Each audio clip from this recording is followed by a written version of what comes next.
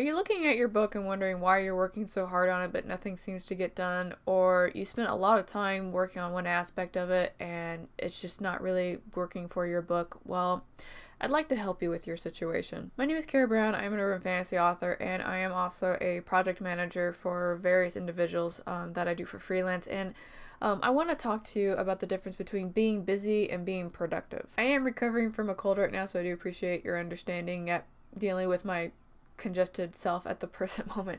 But I do want to talk about this because one of the current things that I've often encountered with people who are either new to writing or they're still working on their first book is that they can't really make a big difference between, they're always like, I'm so busy working on this, but like I don't feel like I'm getting anywhere. And the truth is that your brain is kind of tricking you into being busy while not actually working on what it is that you need to get done. I occasionally run into this with A-type personalities who are trying to show that they are being busy, but then when it comes down to like, why isn't this done, they don't really have an answer.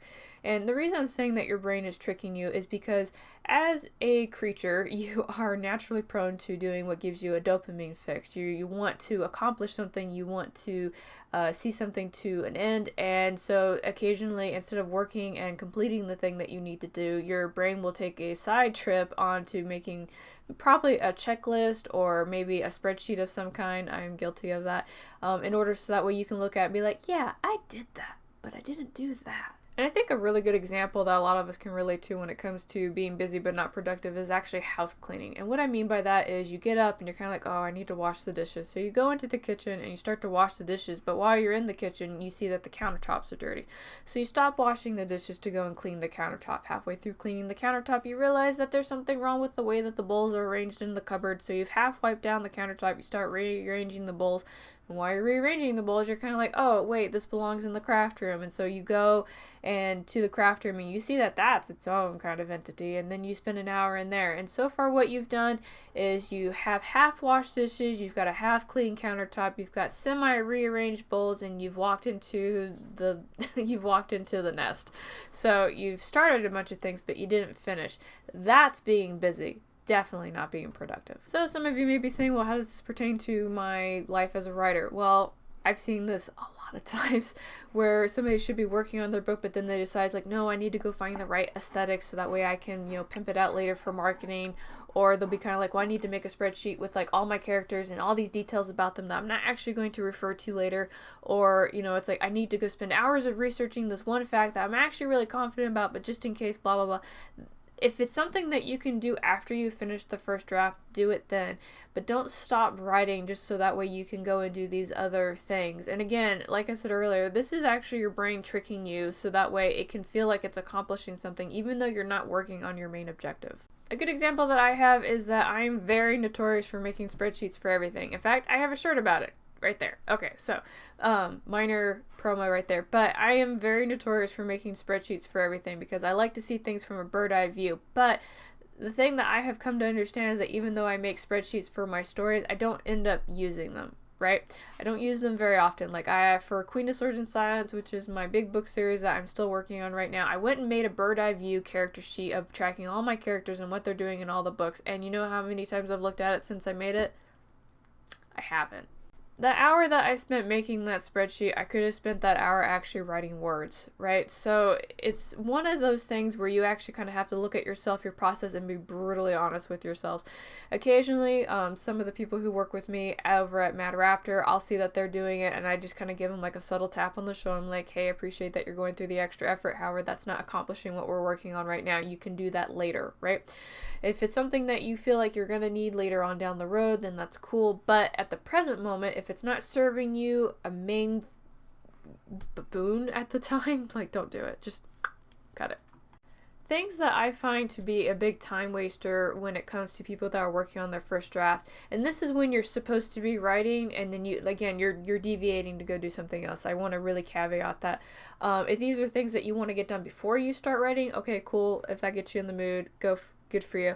But if you're stopping writing to go and do these things, then that's when you need to kind of like take a moment and be like, do I really need to do that right this particular moment?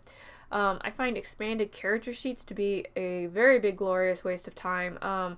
Usually what I do is I have a file, and in the file, because I actually pants my characters, but what I do in the file is I'll write in things that I know I need to have in there for consistency purposes, like eye colors, what they're wearing, their diction, and where they're from. You know, if you know that that's going to play a detail in the story, then go ahead and track it.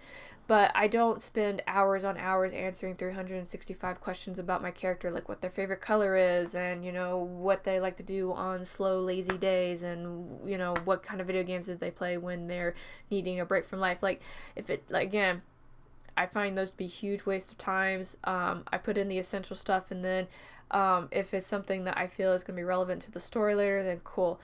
And again, if you are the kind of person that feels that in order to flesh out their character that you have to do the expanded thing, do it before you start writing, because doing it in the middle is kind of, it's a backwards process in my brain. But again, if you think I'm wrong, hey, comment section, let me have it. Let me know your point of view. Let me know what your stance is on it, because I'm not closed-minded.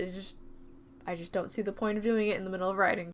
And so this next thing is a pure me thing, and I know people need this before they start, but I find aesthetic boards in the middle of the writing process to not serve any purpose for me at all. It's a great marketing tool, and that's when I'm going to make it, because I feel like that's when it's the most applicable to the writing process. But that happens after I'm done, right? I'm done writing. I'm ready to like move on to the editing stages and all that other stuff. So trying to stop to make an aesthetic board for like a character that you should be writing at that moment, kind of like, what are you doing? And in my brain, I kind of see that as putting the cart before the horse, if that makes any sense. Like, you're trying to make this so that way you can show it to people, but you still haven't finished the writing. Do you guys, like, again, if you think I'm wrong and I need to be checked, let me know. But every time I see somebody who says, yeah, I'm writing and I've, you know, wanted to make this aesthetic board for this character and blah, blah, blah, and I have a whole Pinterest thing for them and da-da-da-da-da, I'm kind of like, what are you doing right now? Like, stop. And since we're talking about Pinterest, I gotta talk on that too. Pinterest boards for making your cover before your book is done, definitely cart before the horse. And the only reason I say that is because naturally what happens is you may have an idea of what you want that cover to be, and that's really cool. But the thing is that the cover is really going to depend a lot on your writing when it is in, like, I want to say, like, in the editor draft form. Because at that point, your theme, your characters, and your overall message in the book is going to be more consistent at that point. And so if you stop to basically go make a cover for your book that you haven't written yet, and if you're sitting there thinking I'm calling you out, I'm actually calling me out, because I have been pretty notorious for writing something and being like, okay, I want to go get a cover for it now, right? And so literally what I have had to do is that I don't actually get a cover for my works until I've sent it, like, until I get it back from the editor. Does that make sense? Because you know, let's take not fine print. Let's take Pilgrimage of the Cherry Blossoms, for example. So I wrote this story. It's a paranormal romance for my handle, Faye Black, and I was really enamored with the concept. I went and made the cover, and I made the cover before I had even finished the draft, right? For me, I was like, this will motivate me, blah, blah, blah, blah, blah. Did not motivate me. It was just like a little feel-good thing. Again, that dopamine fix that we're talking about gave me my dopamine fix. And when I got the thing back from the editor, I've had to drastically change it to the point where I'm kind of looking at the cover and I'm wondering if it still applies, right? So don't be a Caro. Finish your stuff, get it back from the editor, and be working on at least your line edits before you dive into making the cover, alright? Pro tip from me to you. So I've kind of talked about some of the time sinks that I have at least encountered and I have observed in other individuals. This doesn't mean that they're all of them. There's lots, and it really depends on what distracts you, or not distracts you, but kind of what, again, dopamine fix, what makes you feel like you're getting stuff done even though you're not actually getting stuff done. So if you have run into something along those lines, feel free to kind of leave what it is that eats up your time or what you're notorious for doing. As I said earlier, I'm pretty notorious for the spreadsheets. I'm also notorious about the cover thing. Like, I'll go and anyway, so those are my vices. But I am curious about what kind of things that kind of like derail you from what it is that you're trying to do. Now, I'm not just here to talk about a problem and just point out that it's there, but I would like to give you guys some suggestions from this point moving on in the video of what you can do to basically kind of like, you know, bring it in and make sure that you're not getting so distracted that you're not accomplishing the thing that you want to do, which is write your book. So the first thing is not really going to be a surprise, but you do have to be careful with it, and it's you got to make a checklist. And I'm saying that you have to be careful when you make your checklist because, again, just like spreadsheets and everything else, it can be way too easy to spend a lot of time making these.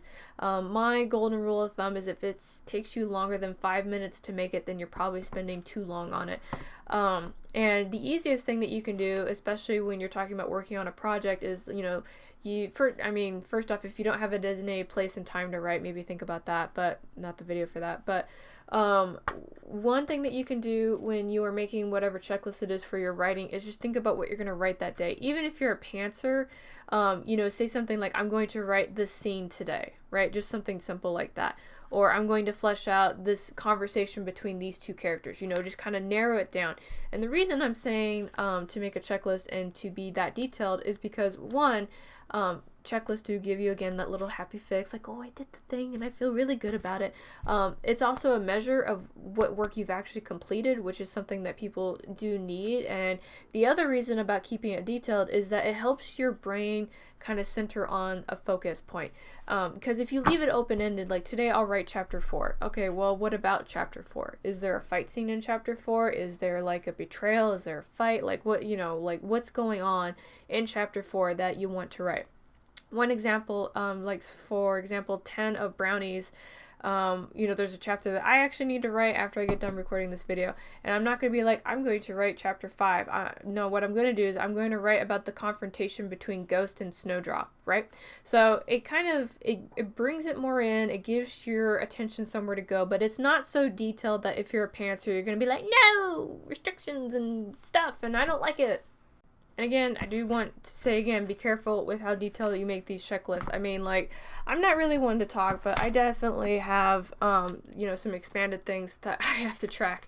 And again, if I spend more than 5 minutes working on it, then I've spent 5 minutes too long because I should already have a clear understanding of what I need to do, where I need to do it, and everything else like that, which kind of brings me to like a self-awareness portion of this, how to be productive.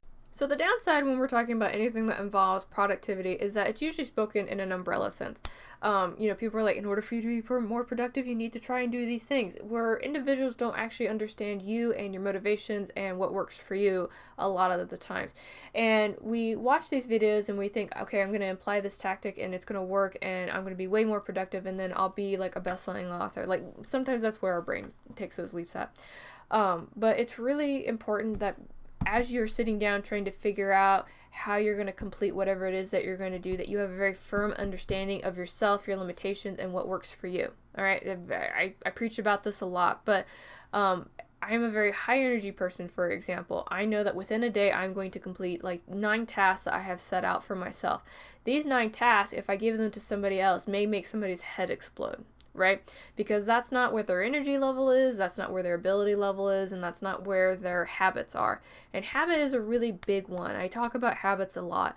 But if you're not if you haven't worked yourself up to getting a certain amount of things done within a day, if you try to hammer a whole bunch of it out in the beginning and you're not used to doing it, you are going to burn out because you're trying to force your brain and your body to do something that's not naturally doing versus kind of slowly and gradually building it up to what it is at the time. And that's usually a big thing that I see with people because they'll compare themselves to somebody else who they see as productive, and then they'll try to emulate the tactics and the strategies that they do, and then they will become very frustrated when they're not able to keep up with that, and then they'll not do it, right?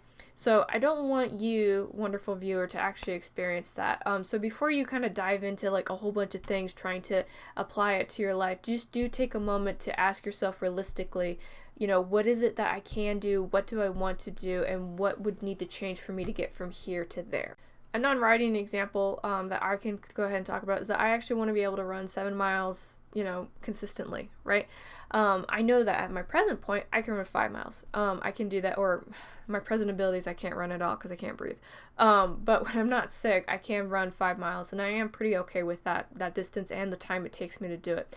But I'm not going to go and just run 7 miles if I know that my body's not ready for it. And it's also like a brain thing too. I can't remember who said it, but they said that the biggest obstacle when it comes to like athletic training or any kind of self-improvement is dealing with the boredom of having to do the repetitive task again. So that really kind of hit home to me, because there are some things that we do that we try to do to better ourselves, but because it's a repetitive task and sometimes it's an automated task, that when we try to do it, our brain immediately is kind of like, this is boring, I want to go do something else, blah blah blah blah blah. So having to kind of deal with the boredom of the thing that is part of what we need to do to be better, that's it. So I've talked about basically making some kind of easy to do tracker. I talked about understanding where you are in your journey. And the other thing I want to talk about is kind of like an accountability partner. If you have an accountability partner, that will actually help out a lot. Like, I have a friend that I reach out to. I'm like, hey, it's Sunday and by next Saturday I want to try and have these things done. And then they will tell me what they need to get done, and then we do a check-in. Now with the check-in, it's not so much of like, well, I didn't get these things done because, I suck. It's not like that. It's for me, like when I do my check-in, it's like I wanted to get these things done. However, because I was sick, I didn't have the energy or the mental focus to be able to focus on these things. This coming week, what I will try to do is these things. And when you do stuff like that, always remember that while you don't need to change the objective that you're working for, but you may have to adjust your milestones. And that is how you stay productive and not busy. I know it sounds really easy to do, but again, this is just one of those self-awareness things that you need to develop and then figure out a system that works for you, so that way you can go and be the very best you that you want to be. If you have a tactic or suggestion that I did not cover, feel free to leave something down below, or if you know a tool that is really useful. I know some people like to use the Habitica app, some people use bullet journals. Whatever item or system that you think works really well for you, feel free to share that, so that way anybody who's watching the video can just pop down to the comment section, see some methods that work for other people, and see if they will work for them. So that's pretty much my take on how to be productive and not busy. Again, I got a comment section. If you would like to say something, please feel free to. If you like the video, you can thumbs it up. If you think somebody else would like the video, send it to them. If you didn't like the video, I'll try better next time. But that's going to be me for the day. Thank you guys so much for coming, hearing what I have to say, putting up with my nasally butt, and I will talk to y'all again real soon.